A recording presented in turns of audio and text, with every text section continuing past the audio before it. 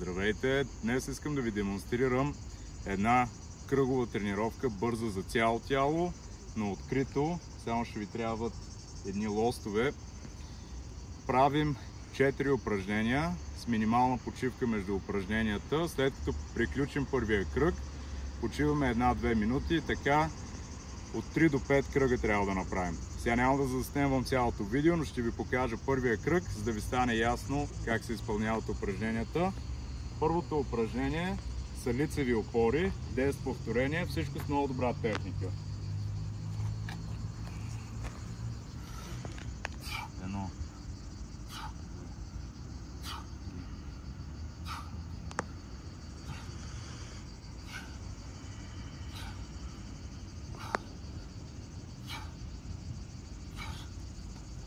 След това преминаваме на набирания 5 повторения.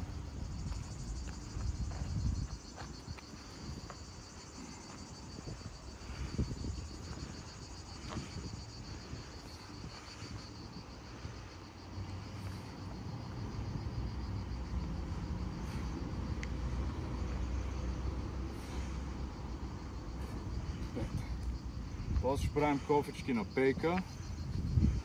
На сянка, е там.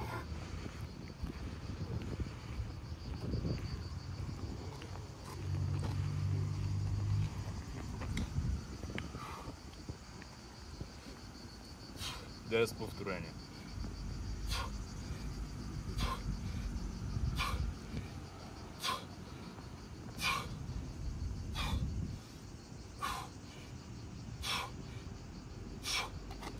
И последно правим 20 повторения клек.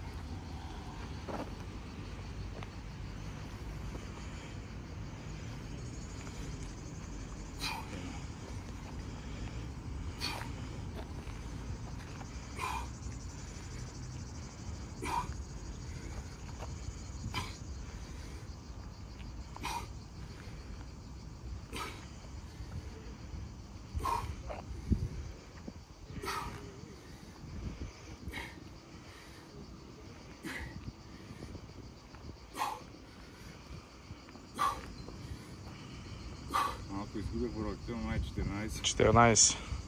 15 това.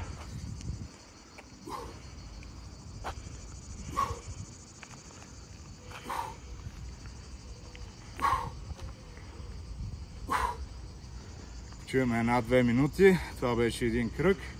И както каза, повтаряме от 3 до 5 кръга. Ако ви е харесало това видео, моля ударете един лайк, абонирайте се за канала. Всички коментари, ако имате идеи за бъдещи видеа, оставете на видеото отдолу и до другия път. Чао!